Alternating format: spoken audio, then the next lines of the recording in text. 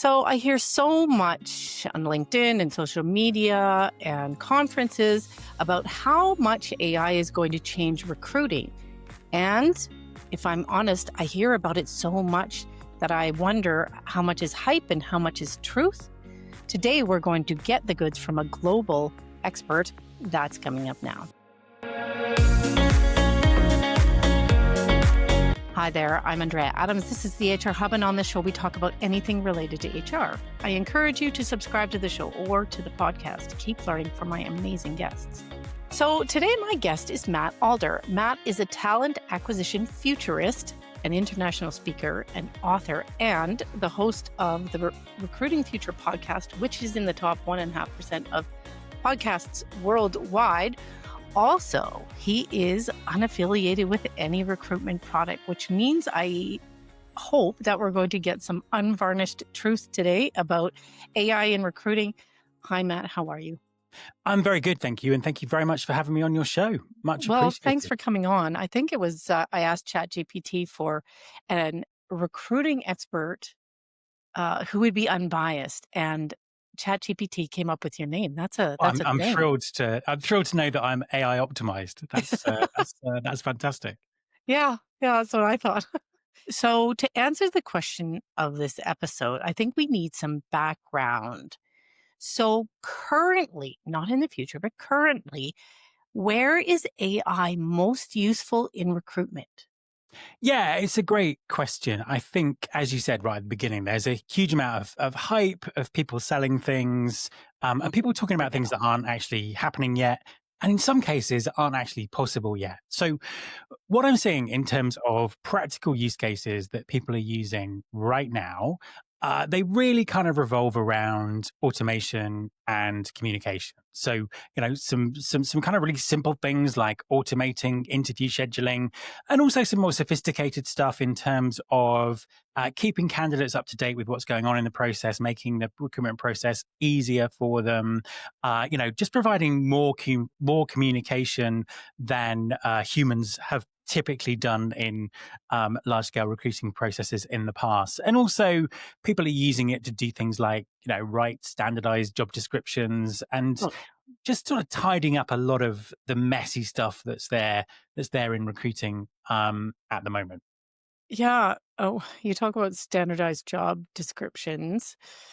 Just the same way that AI is making resumes all look the same, is AI going to make it really hard for employers to stand out via their job ads? That's a really great point. And I think that's one of the kind of the big dangers in recruitment marketing at the moment is if everyone's recruitment marketing sounds exactly the same, how do you stand out? So we're not quite there yet, but we will soon. And I think that comes down to the quality of how people do things. I think that people are starting to realize that, while AI is a brilliant tool, it can let people do things, it can make people do things really, really quickly. It can do things that humans can't do.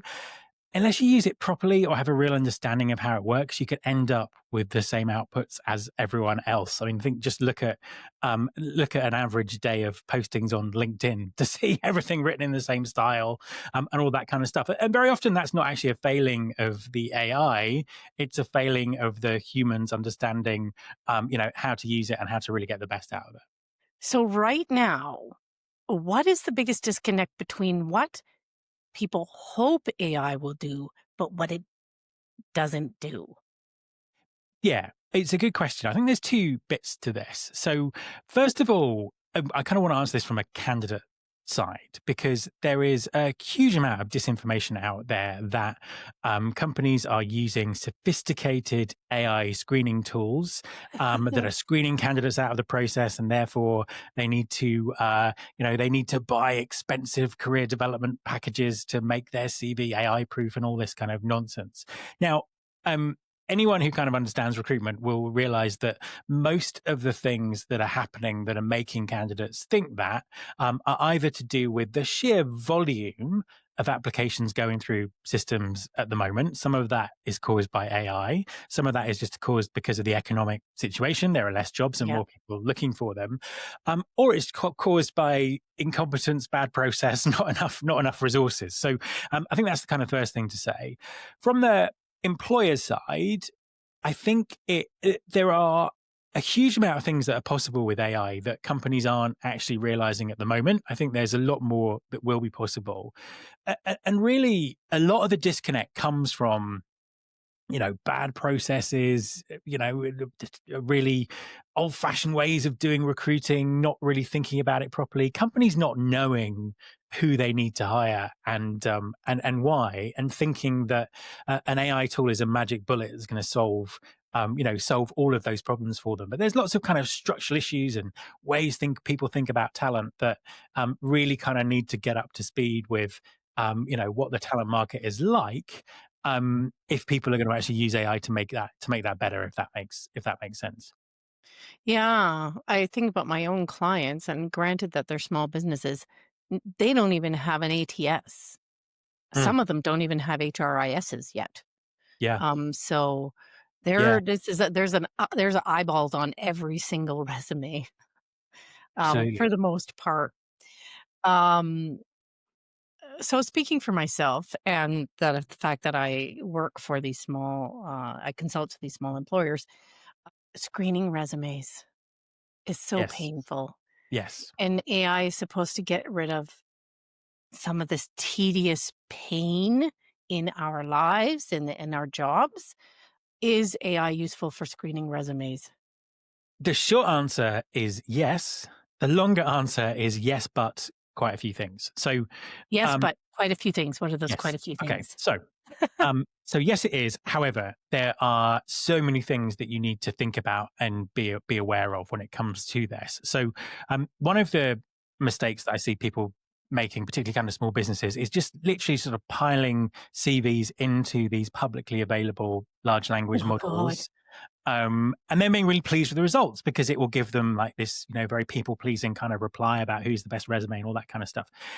The capacity for introducing additional bias into the process is almost unlimited. These systems have been built on publicly, who knows what data they've been built on, but publicly Yes. available data.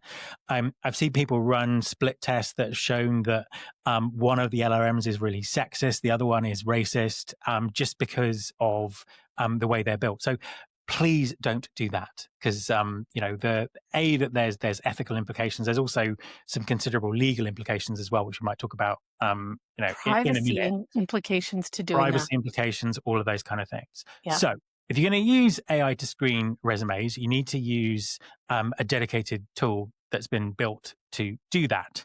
Now, you also need to use a tool that is taking all of the right precautions about bias and isn't making hiring decisions, if that makes sense.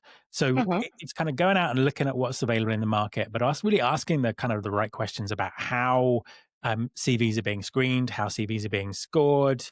You'll find that the most ethical providers have very transparent answers to that. You can actually, as a vendor in that space, you can have an independent audit on the AI that you use in terms of bias and all of those, all of those kind of things, and also just how they do it. Are they ranking things? Are they giving people a score? What's the kind of ins and outs of doing it? So it is incredibly useful and helpful, but you have to really understand what's going on. Is this ethical? Is this legal? To kind of use it properly. I think it's a little bit of a minefield at the moment, but the potential and everything is there for AI to be fantastic at screening CVs and actually ultimately to have less bias than we as humans bring to that process. But you just have to be very careful that that's what you're getting, not something that's making things worse. How are we seeing employers being held accountable for the advice provided by AI? So It's starting to happen. I think when it comes to legislation, employment law legislation around AI, it's kind of pretty slow off the blocks. So in the US, there's a couple of states that have something specific. In Europe, the EU AI Act is just coming in that talks specifically about employment and all those kind of things, but it's quite sort of slow off the mark.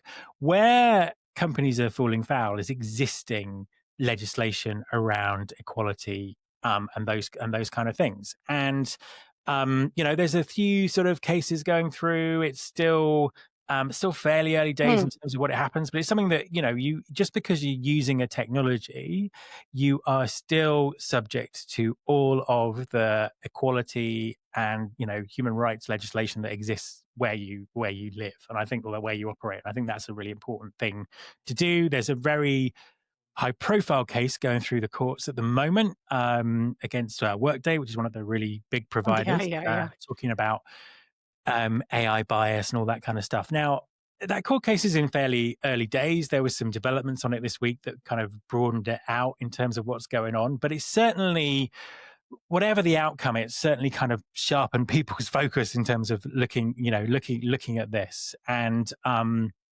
it's that sense of explainability. If someone's being rejected, do we really know why they're being rejected, and can we prove that? I think that's the ultimate part of it.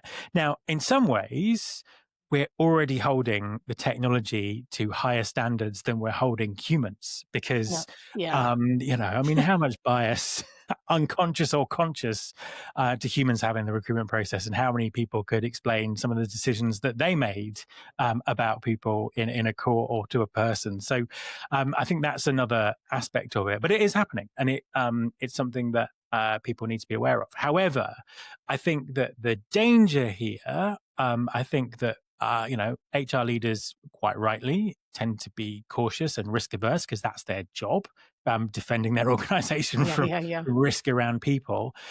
But there's a bigger risk of ignoring AI and not getting in and really thinking about how it works and how it can change what you do, because those organizations will fall behind. So it's a little bit of a contradiction. It's not something that I know HR people will feel very comfortable with, because there's an element of the unknown, but there's also an element of the urgency of actually really understanding how this can work for you and how you keep your competitive advantage. So it's a kind of a difficult time, but it's it's kind of really important. You can't ignore this. So to the question of the episode, if we want to use AI for recruitment, and being that you're not affiliated with any particular platform or service, what do you suggest? How do we use AI? Where do we start? Absolutely. So I think kind of goes back to what I said at the beginning about automation and communication, but also data. So I'll give you some examples. And again, it sort of depends on the type of recruitment that recruitment you're doing and all those sort of things. So I think that really the first place anyone should start is interview scheduling. Just use technology to do that, to look at people's calendars, to help the candidates schedule themselves in, whatever it takes. I think that's just something that everyone should be doing. If you're doing sort of higher volume recruitment or hourly recruitment, or recruitment where speed is the absolute kind of priority, so if you're fighting against competitors to hire people quickly, there's some fantastic use cases that we're seeing in terms of automating much more of the process. So actually having AI do those initial screening conversations with candidates in a much more sort of human way than might have been possible with the old chatbots a few years ago. So conversations where we're getting the information that we need out of candidates a lot easier. It's easier for the candidate because they can schedule this sort of conversation when it works for them. They're not having to rely on syncing with another human, and really just taking that first bit of the recruitment process, what you might call a telephone screening old language, and thinking about, could I use conversational AI to, to do that, to get us to the point where, whether it's a first interview or the first, whatever it is, to get us further through the process and just save huge amounts of time as an employer, but also give the candidate a much better experience, a much quicker and better experience. So I think that's that kind of conversational AI screening piece is is definitely something worth looking at if it's applicable to the type of roles that you're recruiting. Okay, I think can I just jump in? sure, I want to circle back to the other question, what else you had to say, but around the conversational interviews, yeah, how much do you think AI will be able to replace a human interview? yeah, good question. I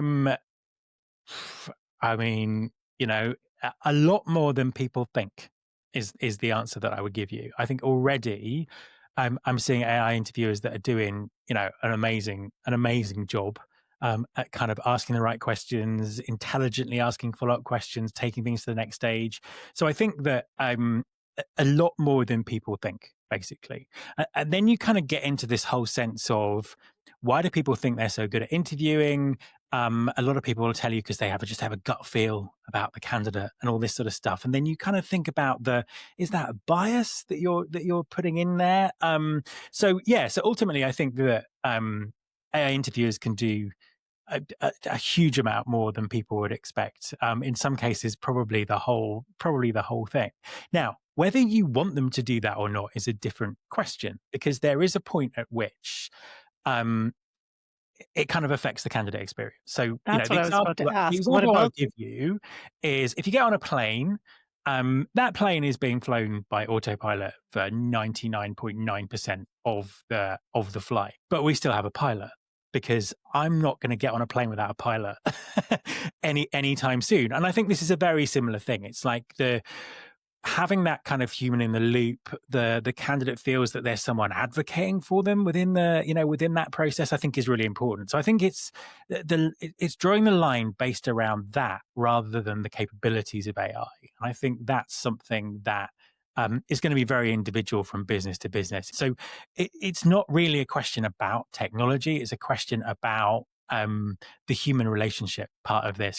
Yeah. Okay. Interesting. So, but anyways, we were back at the question of, if we Use case. use AI for Yeah. recruitment, what do you suggest? Yeah, and so I think the other thing that I would say is interviewing. There's just, and not necessarily about automated interviewing that we've just been talking about, but actually there's some really interesting tools and technologies around what's being called interview intelligence. So basically, you're effectively recording the interviews, whether they're over Zoom or face to face or whatever, and then feeding that data into these specialist AIs that will give you, obviously they'll give you the notes and the action points, Yeah. and identify, be as clever as identifying what someone said against the competencies that you're interviewing them against. You might have missed something, really helping you, giving you that extra perspective. But Yeah. also you can look at your data. So you can say, actually, do you know what? We have 2 or 3 people who do interviews in this company, and this person always asks more questions than this person, or this person asks women less questions than this person does. So you can spot bias, you can spot patterns, and you can use that to train humans to be better interviewers. And I think that's a kind of a stunning kind of AI use case that really sort of augments the human part of this. I love that. I love that. Using it to train humans to be better. That's Absolutely. great. Uh, I see many companies and the software companies saying, we have AI, we're using AI. And then you dig in a little bit and you're like, oh, well, that's not very exciting. What are you seeing? Or is it changing too fast to really say?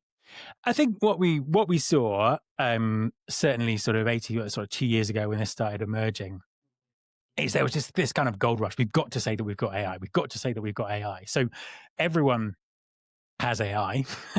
Yeah. But as you say, that AI could just be like, oh, we've integrated with a large language model that when you're writing this little bit of copy, it will give you some suggestions, or it could be powering the whole thing. Now, we're starting to reach, I think, a stage of maturity with this now. So, companies have had 18 months, 2 years to actually develop something proprietary with AI rather than just trying to plug in the technology. So I think that it's really a question of what outcomes is the AI that you say you've got delivering for me. So, Hmm. if you look at some of the kind of cutting edge systems, they're like, well, know what, we've completely changed the user interface. So actually, if you want to do things in the ATS, you can do that in Slack or Teams and, have all these Mm, suggestions and have all this kind of smart stuff going on. And what that means to your business is this. Inefficiencies or use case or value, compared to someone's like, yeah, we've got AI, but it doesn't really do very much. So I think it's just looking for those use cases, looking for that value. I think that we'll get to the point, if you walk around any kind of recruiting or HR technology conference in the last 18 months, everyone's stand has got AI, we've got AI on it. yes. And I think we've got AI will be a bit like we've got we've got a website for Yeah, yeah, yeah. the early 2000s. Like we're on the web, we're on the internet. It will just cease to be relevant because everyone's got AI. Hmm. You're a recruitment futurist. Uh, where are you seeing the most interesting activity in terms of future AI applications? Yeah, absolutely. So, I mean, lots and lots of things, but I think the one that is really interesting is around skills. So, actually Oh. using AI to understand the skills that someone has, and just using kind of like data sets and all those kind of things. So, understanding the skills that you have in your business, but also, I think from a recruitment perspective, I think that AI will allow us to look at someone from a completely different background, completely different industry to where we'd normally hire and say, do you know what? This person's actually a great match because we know that they have, this skill set, which is perfect for what we're looking for. And I think that, the detail around that kind of goes not kind of beyond human comprehension, but it's difficult to do at scale. And I think that technology can identify things that humans can't maybe spot straight away. So I think that the potential around skills matching, and particularly skills matching across industries and backgrounds, and I think we kind of hopefully will get to a point where transferable skills are actually transferable. Mm, And we wouldn't start that to be? remove quite a lot of the bias that sits in recruiting around where someone went to college, where they've worked before, what software What packages job titles did use, they have? what title they've had, just kind of cut all that sort of surface level nonsense and really help to get to the crux of the matter. So that's the thing that I'm most excited about, because I think AI can really get us there. And I think that's better for everyone. It's better for people's careers. It's better for companies. That's the piece I'm hoping's really got some legs. Hmm. And you and I are going to have a conversation about skills, so people should look out for that. But back to that whole question: do you suppose now? This is a long shot, but I get all these emails from Indeed saying you'd be a great fit for, and then it's like operations manager or Yeah, comms something or other, or like it's like are you like, what are you smoking? yeah, I exactly. Yeah, I don't know. I think. Do you know what? I think that really it really illustrates how restrictive CVs and resumes are, because the amount of data that we have on someone in a resume or CV is just it's just so limited, and it's kind of based on the past. And I think that what we're seeing there is just some of the older matching algorithms that are matching keywords that don't really have the context that they claim to have. I mean, Hmm. I get these from LinkedIn all the time, and LinkedIn's supposed to be this cutting edge, it's part of the company that owns most of ChatGPT. So it's supposed to be the cutting edge, but I'm forever being recommended jobs that I'm just like, even with the most, open-minded sense of transferable skills, I can't do that job. Yeah, yeah. So I think that unfortunately that is still way behind where we need to go. But I think it reflects the restrictions. I think it's what I said right at the beginning. It reflects some of the restrictive nature of the recruitment process. The fact that we are absolutely just hooked on resumes and interviews as being the way to recruit people. And I think that fundamentally that hopefully the technology will change that to make that kind of broader and fairer. What that looks like, I'm not entirely sure, but I think that's the way we're going, because I think you've really highlighted the issue there.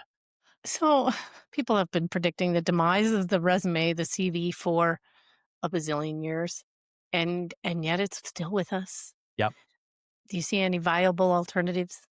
So I check back. I've been personally predicting the death of the CV for 20 years. my first blog post about it, I think, was when LinkedIn launched. I was like, this is it. This is the death of the CV. I really hope so. I really hope that it's broken this time. I think that the combination, what AI is doing is obviously, making employers think differently about matching, but at the same time, it's giving candidates a tool to just hack the whole CV thing. So Yeah, it is. employers are now getting hundreds of perfect CVs for every role. So I think that kind of just really highlights what's broken. And I think the only way to fix it is to move on and think differently about this. Now, in terms of solutions, I think that there are some, fantastic assessment technologies out there that can be used much earlier in the recruitment process than other kind of traditionally assessments been used. There are kind of ways to do this. So I was confident 20 years ago, so I could be wrong, but I'm confident that I think we are now reaching the end of this. I think the problem is with recruitment, everyone who has a job has been through a recruitment process, and people have there's very ingrained idea, like mental models about how recruitment works. It's like, I must get my CV updated. I need to go to interviews. And it's just a culture embedded in our culture. And it's just very difficult to shift that. But I think that perhaps with what AI is doing, that's the moment where it does shift. I certainly hope so anyway. Yeah, me too. But just not to something that's more time consuming somehow.